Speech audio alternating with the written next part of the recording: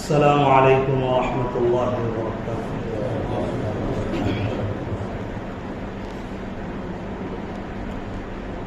الحمد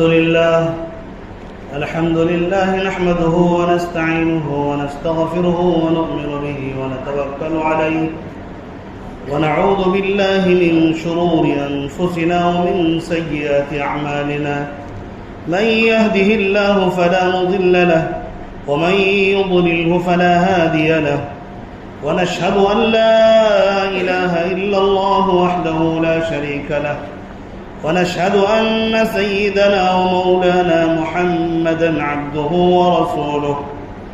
أما بعد فأعوذ بالله من الشيطان الرجيم، بسم الله الرحمن الرحيم. وَإِذِ ابْتَلَىٰ إِبْرَاهِيمَ رَبُّهُ بِكَلِمَاتٍ فَأَتَمَّهُنَّ قَالَ إِنِّي جَاعِلُكَ لِلنَّاسِ إِمَامًا قَالَ وَمِن ذُرِّيَّتِي قَالَ لَا يَنَالُ عَهْدِي الظَّالِمِينَ. صدق اللہ العظیم.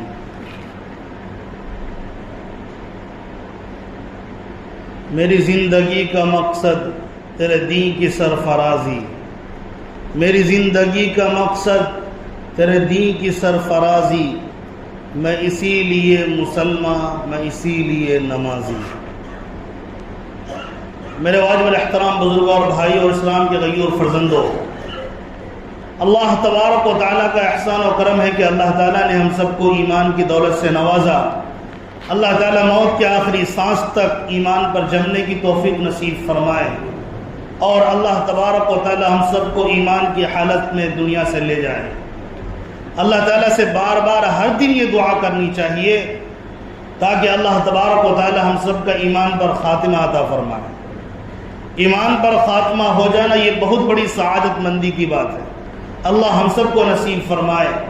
بعض بندے ایسے بھی ہوتے ہیں جو پوری زندگی ایمان کی حالت میں گزارتے ہیں لیکن آخر وقت میں وہ ایمان چھوڑ کر مر جاتے ہیں، اور یہ بہت ہی بڑی بد نصیبی ہے.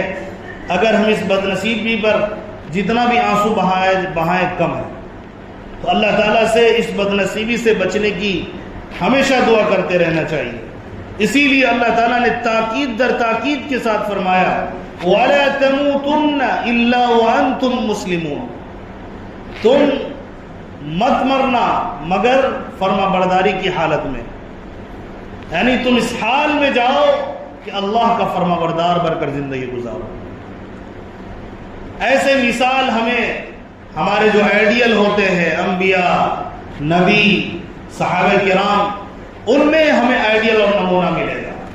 انہوں نے ایسی زندگی گزار کر دکھائی، اور بعد میں آنے والی امتوں میں سے بہت سے لوگ پیارے آقا صلی اللہ علیہ وسلم کے نقش قدم پر، انبیاء علیہ السلام کے نقش قدم پر چل کر زندگی گزارنے کی کوشش کی ہے. صحابہ نے کوشش کی، تابعین نے کوشش کی، تبع تابعین نے کوشش کی، اور ہمیں کوشش ہی کرنے کا حکم دیا گیا ہے. یعنی اپنے طاقت بھر جہاں تک ہو سکے ہم نبی پاک علیہ السلام کے طریقے کے مطابق اور اللہ کے حکم پر مر مٹنے کے لیے کوشش کریں اور اللہ کے حکموں کو ادا کرنے والے بنیں. لیکن شرط یہ ہے جتنی طاقت ہے پوری طاقت کا استعمال کرنا ہے اللہ کی فرما برداری کے لیے. ایک طرف ہمارے سامنے موجود ہے کہ اگر ہم اللہ کی نافرمانی کریں گے تو ہمیں مزہ آ جائے گا، لیکن دوسری طرف معاملہ یہ ہے اگر ہم نے فرما برداری کی تو مشکل میں پڑنا پڑے گا، تو ہم آسانی کو چھوڑ دیں اور مشکل میں اللہ کی خاطر پڑ جائیں. یہ ہے ایمان کو بچانے کی فکر، یہ ہے ایمان، اسی کا نام ایمان ہے. اور اسی طرح انبیاء علیہ السلام نے کر کے دکھایا. ہمارے سامنے ابھی قربانی کے ایام آنے والے ہیں، قربانی کے ایام بڑے قریب ہو چکے ہیں، لیکن ہمیں معلوم ہونا چاہیے یہ قربانی کیا ہے، قربانی کی حقیقت کیا ہے، قربانی کی تاریخ کیا ہے، قربانی کہتے کسے ہیں. قربانی نام ہے اللہ کے حکموں پر مر مٹنے کا، اس حال میں کہ ہمیں وہ چیز ناگوار بظاہر معلوم ہوتی ہو، ہمیں لگتا نہیں کہ ہم وہ کر پائیں گے، لیکن پھر بھی اللہ کا حکم ہو گیا ہے، اس کو کر گزرنے کا نام قربانی ہے۔ اللہ تعالیٰ نے جہاں انبیاء علیہ السلام کے عمل کو، انبیاء علیہ السلام کی قربانیوں کا تذکرہ کیا، بعد میں آنے والی امتوں کی قربانی کا بھی تذکرہ کیا، صحابہ کرام کی قربانی کا تذکرہ اللہ نے قرآن میں کیا، اور صالحین بندے کی قربانی کو بتایا کہ وہ بندے ہیں جو دن میں میری عبادت کرتے ہیں، یہاں تک کہ رات میں بھی اپنی نیند قربان کر کے کھڑے ہو جاتے ہیں اور میرے سامنے استغفار کرتے ہیں۔ ایسے بندوں کا تذکرہ اللہ نے قرآن میں کیا۔ انبیاء علیہ السلام کی زندگی کو آپ قرآن میں پڑھیں۔ قرآن مقدس اللہ کی طرف سے نازل کردہ کتاب ہے۔ اللہ جو ہمارا رب ہے، ہمارا خالق ہے، اس نے جو کلام نازل کیا ہے قرآن مقدس، اس نے ہمیں بتایا کہ انبیاء علیہ السلام نے کس قدر قربانی اٹھائی، کتنے نبیوں کو بدبختوں نے، بعض بدبختوں نے قتل کر دیا، اور کتنے انبیاء علیہ السلام کو اللہ تعالیٰ نے آزمائش میں ڈالا اور وہ کامیاب ہو گئے۔ حضرت ایوب علیہ السلام کے بارے میں آپ نے نہیں سنا؟ ان کے جسم میں زخم ہو گیا تھا، اللہ تبارک و تعالیٰ نے ان کو آزمائش میں ڈالا، اس زخم کے اندر کئی سال رہے ہو، لیکن اللہ تبارک و تعالیٰ کا شکر ادا کرتے رہے۔ حضرت نوح علیہ السلام کی قربانی قرآن میں اللہ نے جو بیان کیا، آپ اگر اس کو تصور کر لیں، آپ کے رونگٹے کھڑے ہو جائیں، آپ اگر تصور کر لیں، آنکھوں سے آنسو جاری ہو جائے۔ اللہ قرآن میں کہتا ہے ہم نے حضرت نوح علیہ السلام کو جب نبی بنا کر بھیجا، انہوں نے 950 سال تک لوگوں کو لگاتار بلاتے رہے۔ 950 سال کی مدت میں کتنی تکالیفوں کا انہیں سامنا کرنا پڑا، کتنے پتھر کھانے پڑے، کتنی ان کو گالیاں سننی پڑی ہیں۔ 950 سال یہ کتنی بڑی مدت ہے، لیکن ایمان لانے والوں کی تاریخ آپ پڑھیں گے 80-90 لوگوں نے ایمان لایا ہے۔ بتائیے 950 سال میں صرف 80-90 لوگوں نے ایمان لایا۔ آپ اس کو اگر دیکھیں گے 100 سال میں گویا 10 بھی نہیں، 100 سال میں 10 لوگ بھی ایمان لانے والے نہیں ہیں، لیکن رات دن پتھرے کھانے کے باوجود، برا بھلا سننے کے باوجود، کئی سال پر محیط انہوں نے اللہ کے لیے قربانیاں دی ہیں۔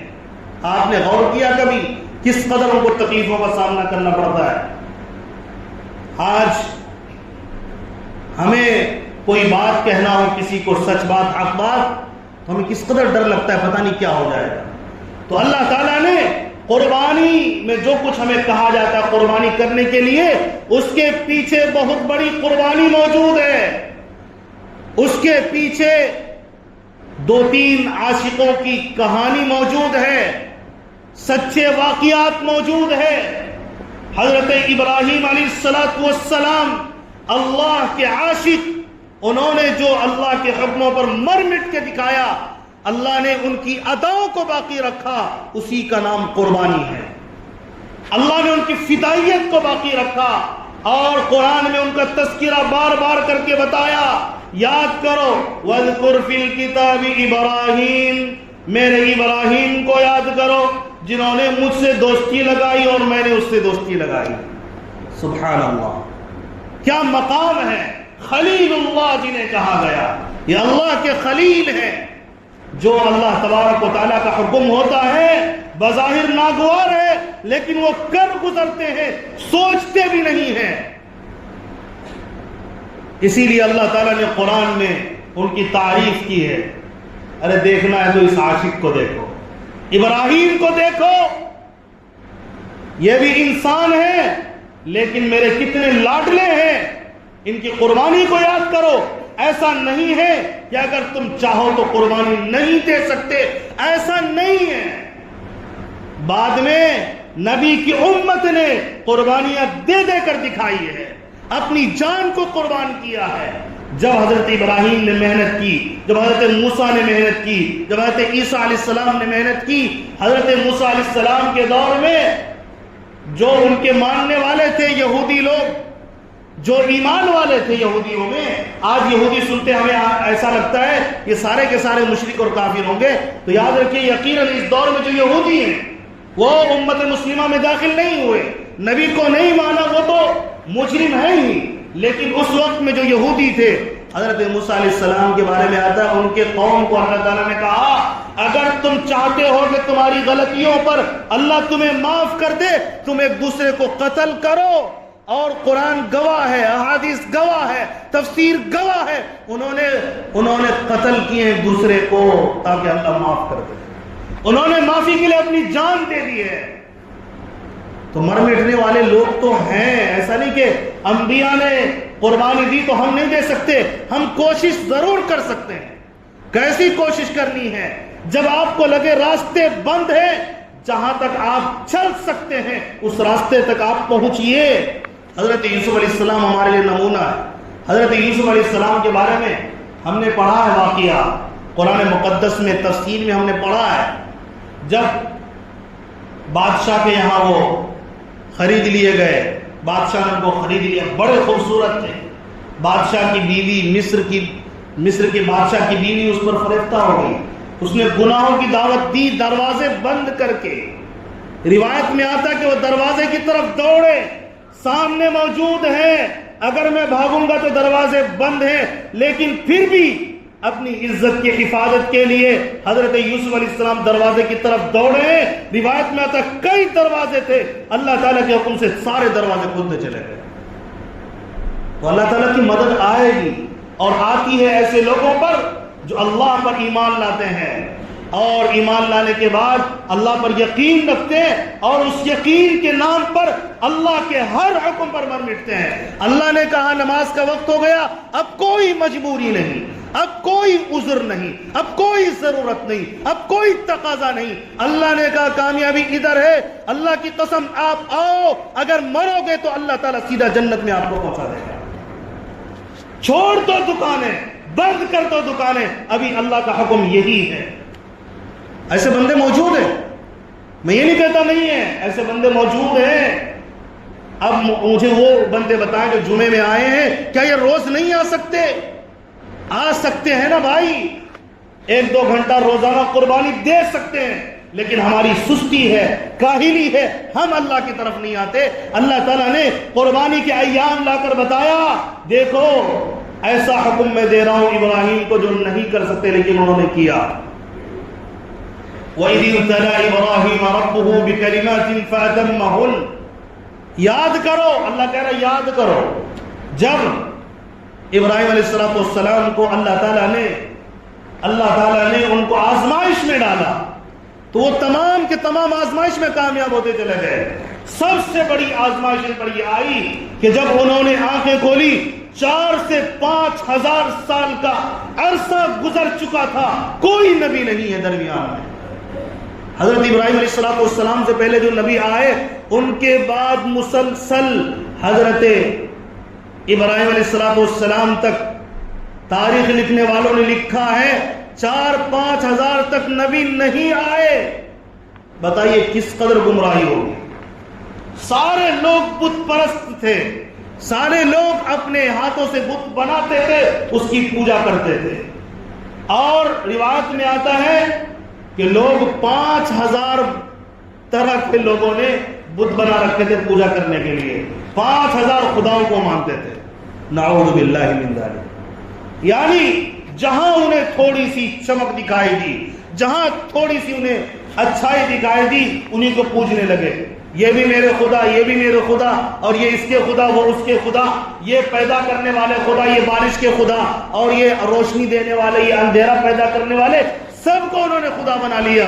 تو سورج اور چاند کی بھی انہوں نے پوجا کرنے لگے، سورج کی بھی پوجا ہو رہی ہے، چاند کی بھی پوجا ہو رہی ہے، تارے کی بھی پوجا ہو رہی ہے۔ حضرت ابراہیم علیہ السلام جب آنکھیں کھولتے ہیں، ہوش سنبھالتے ہیں، تو دیکھتے ہیں یہ عجیب لوگوں کا منظر ہے، سارے لوگ عجیب گناہ میں مبتلا ہو چکے ہیں، اور خدا اپنے ہاتھوں سے بناتے ہیں اور اسی کی پوجا کر رہے ہیں۔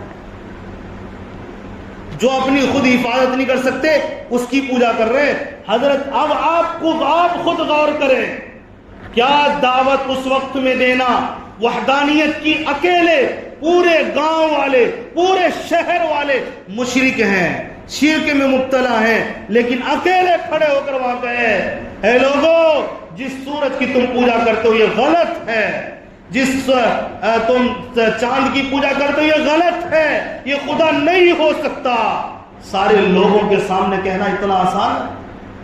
تصور کریں آپ شراب خانے میں پہنچ کر جا کر کہو، ایمان والے کی بات کر رہا ہوں کسی اور کے لیے، ایمان والے سے آپ جا کر کہہ کر دیکھ لو شراب مت پیو، آپ کہو کہ ہمت ہے ہماری اور آپ کی؟ طوائف خانے میں جا کر ہم دعوت دے سکتے ہماری ہمت ہے؟ ارے وہاں تو چھوڑیے، یہاں آس پاس بیٹھ کے کوئی برائی کرے گا نا اس کو بھی روکنے سے آپ ڈر جائیں گے اور ہم ڈر جائیں گے۔ اپنے مومن بندے کی بات کر رہا ہوں اور میں اس سے بڑھ کر بات کہہ رہا ہوں، آج اولاد اس قدر سرکش ہو گئی کہ ماں باپ اولاد کو بھی نہیں سنبھال پاتی، اولاد گناہ میں ملوث، اولاد شرابی، اولاد نشہ خور، اس کے باوجود اسے روکنے کی طاقت ہم میں نہیں ہے، ہمیں ڈر لگتا ہے کہ ہم اسے بولیں۔ ڈر کس بات کا؟ اپنی اولاد سے ڈرتے ہیں، ہمیں شرم آنی چاہیے۔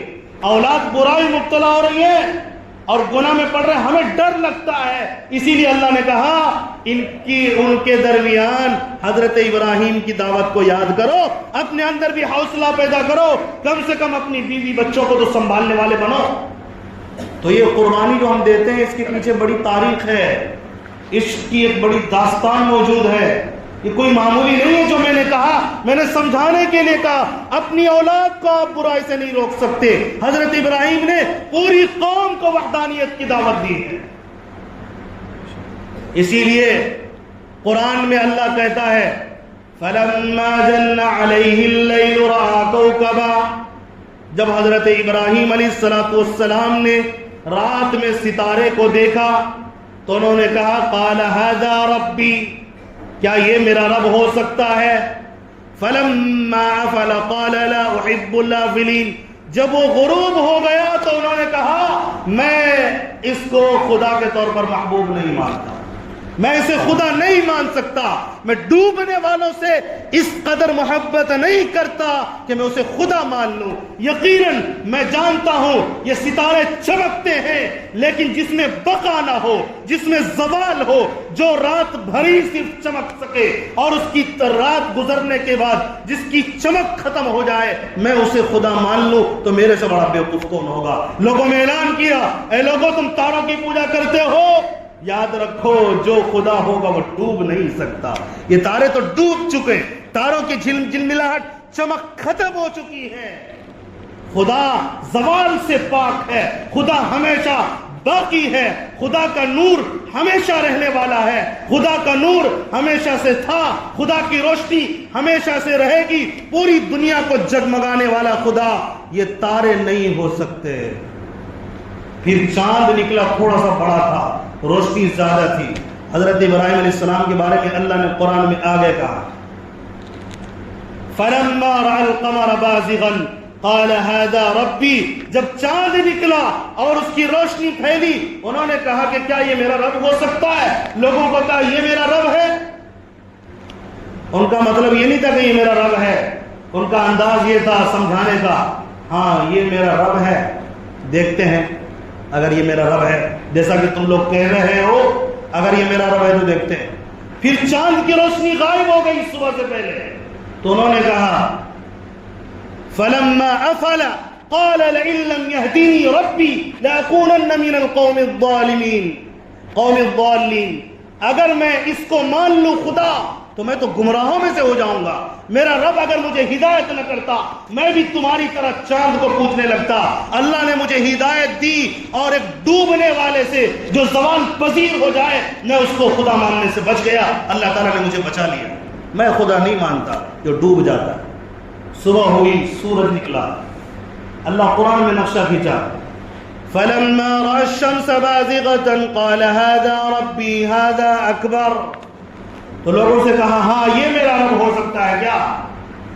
یہ تو بہت بڑا ہے، یہ تو روشن ہو گئی ہے، اور یہ سورج ستارے سے بھی بڑا ہے، چاند سے بھی بڑا ہے، اور یہ پوری دنیا کو روشن کر دیا۔ جب شام ہوئی سورج غروب ہو گیا. فلما افلت قال یا قوم انی بریء مما تشرکون.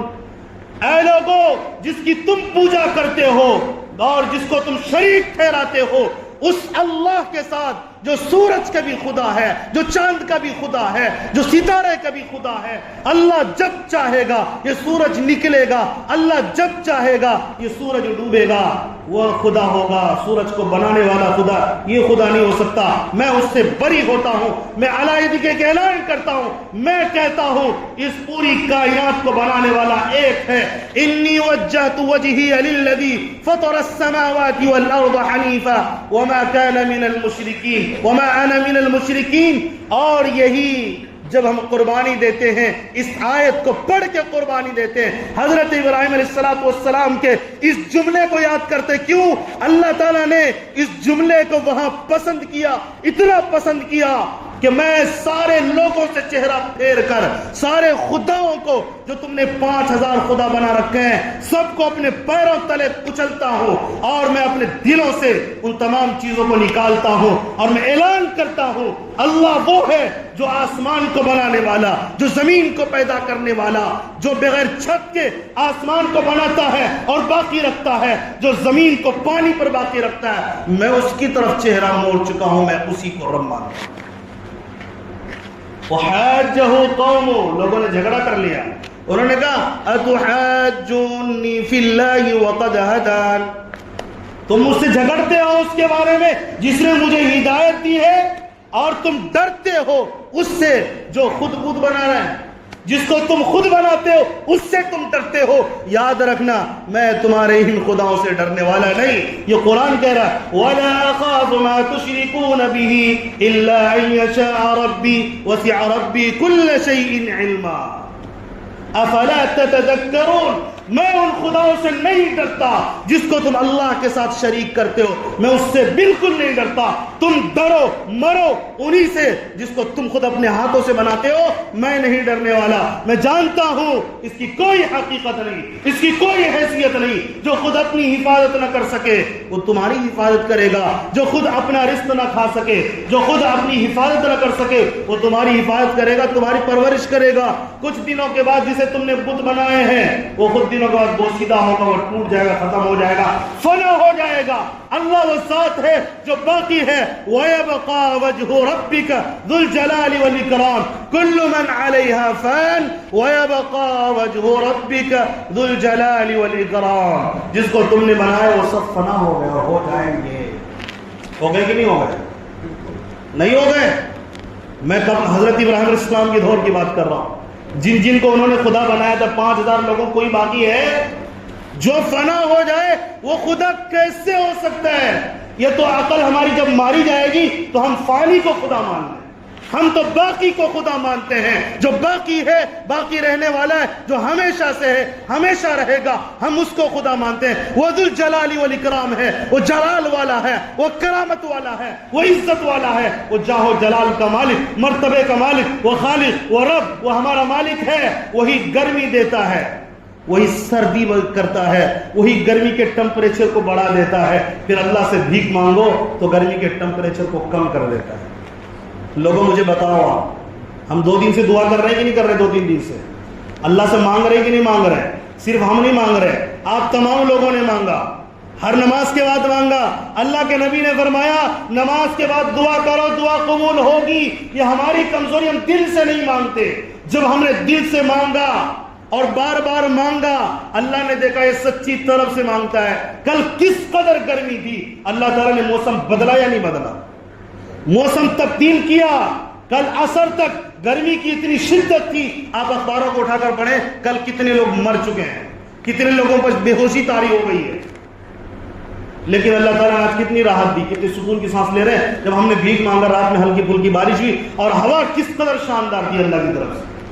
تو اللہ تعالیٰ قبول کرتا ہے مانگنے والوں کی دعاؤں کو, اور اللہ تعالیٰ تمام حالات کو بدلتا ہے. اور یہ اکیلے ہوگا. اگر کوئی ساتھ ہوگا, پارٹنر ہوگا تو یہ دنیا فنا ہو جائے گی, یہ دنیا چل ہی نہیں پائے گی.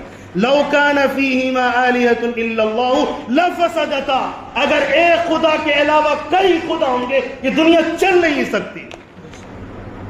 کہ بھائی ایک وارڈ میں گاؤں کے ایک وارڈ میں ایک ہی کوئی کونسلر ہوگا نا, ایک گاؤں میں ایک ہی کوئی نیتا ہوگا, دو نیتا ہوگا تو گاؤں چلے گا؟ وہ کہے گا اس کو سیدھا کرو, وہ کہے گا اس کو سیدھا کرو, وہ کہے گا میں ادھر کھینچتا ہوں تو ادھر کھینچ. یہ گاؤں چلے گا کیسے جب یہ چھوٹا سا گاؤں نہیں چل سکتا؟ یہ آسمان و زمین, یہ پوری کائنات کا نظام اور پوری مخلوق کی پرورش, مچھلیاں جتنا مخلوق, پورے انسان مل کر ایک وقت میں کھاتا ہو یا پوری زندگی کھاتا ہو, ایک ایک لقمہ ایک ایک مچھلی کو اللہ روزانہ کھلاتا ہے. مچھلی کو کھانا کہاں سے ملے گا؟ کوئی کہے گا اس کو کھلاؤ, کوئی کہے گا مت کھلاؤ, ادھر کم ہو رہا ہے ادھر ٹرانسفر کرو. تو یہ چل نہیں سکتا. پتہ یہ چلا کہ چلانے والا کوئی ہے اور وہ قرآن کو نازل کرنے والا اللہ کا کلام کہہ رہا ہے اس کو نازل میں نے کیا, میں ہوں پوری دنیا کی کائنات کے نظام کو چلانے والا. اس لیے ہمیں چاہیے کہ ہم حضرت ابراہیم علیہ السلام کی قربانی کا تذکرہ کریں اور یاد رکھیں. جب اللہ کہہ رہا ہے یاد کرو تو ہم بھی یاد کر رہے ہیں. ہم نے آج صرف ایک قربانی کا تذکرہ کیا کہ اس شرک کے ماحول میں انہوں نے توحید کا ڈنکا بجایا. کیا ہم گمراہی کے ماحول میں سنت کا ڈنکا نہیں بجا سکتے؟ نماز کا ماحول پیدا نہیں کر سکتے؟ قرآن کا ماحول پیدا نہیں کر سکتے؟ یہ تو بھائی معمولی کام ہے, ہماری ذمہ داری ہے. کریں گے نا انشاءاللہ, سنت کو زندہ کریں گے, نبی کے طریقے پر چلیں گے انشاءاللہ, ہم بھی قربانی دینے والے بنیں گے. دل چاہے یا نہ چاہے ہم نبی کی سنت کو فالو کریں گے, ہم مر مٹیں گے. ایسے لوگوں کے لیے اللہ نے کامیابی کا وعدہ کیا. جب ہم کرنے لگیں گے, جب سنت کے عادی ہوں گے, پھر دیکھیے اللہ کی مدد کیسے آتی ہے اور اللہ تعالیٰ فضا کیسے بدلتا ہے. ضرور فضا بدلے گی. ابھی اللہ تبارک و تعالیٰ سے ہم دعا بھی کریں, اللہ تعالیٰ حالات کو بدلے, ملک کے حالات کو بدلے, ملک کے اندر امن امان قائم ہو, ملک کے اندر اللہ تعالیٰ انصاف کرنے والے حاکم کو بنائے. اللہ سے بھیک مانگے, اللہ تعالیٰ انصاف کرنے والوں کو کھڑا کرے گا. ہمارے دل سے جو آہ نکلے گی, ہم مظلوم ہو چکے ہیں, ہماری آزادی چھیننے کی کوشش جاری ہے اور ہمیں بے روزگار کر دیا گیا, بہت ساری چیزوں میں پریشان کیا جا رہا ہے. تو ہم اپنے رب سے مانگیں. رب ہمارا ہے, سارے خزانے اسی کے پاس, طاقت کے, حکومت کے سارے خزانے اللہ کے پاس ہیں. ہم اللہ سے مانگتے ہیں اے اللہ تو کوئی ہمارے ملک کو انصاف کرنے والا حاکم کھڑا فرما. اللہ تعالیٰ ہم تمام کو پیارے آقا کی ایک سنت پر اسی طرح اپنے حکموں پر مر مٹنے والا بنائے. ہر حال میں اللہ تعالیٰ اپنی فرما برداری والی زندگی نصیب فرمائے. آمین. وآخر دعوانا الحمدللہ رب العالمین.